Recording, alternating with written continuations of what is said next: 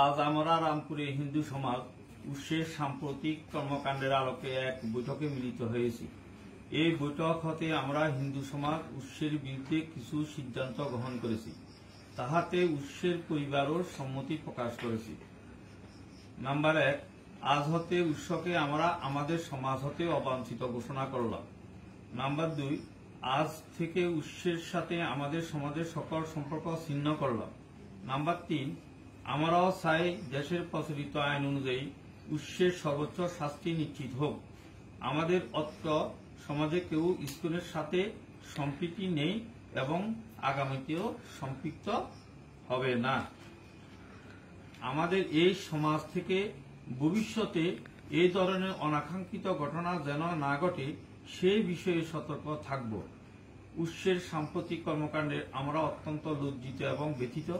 আমরাও চাই এই কুলাঙ্গারের শাস্তি হোক। উৎসের এই কাজের জন্য আমরা সামাজিকভাবে দুঃখিত এবং ক্ষমা প্রার্থী। আমরা উৎসের এই কর্মকাণ্ডের তীব্র নিন্দা জানাই।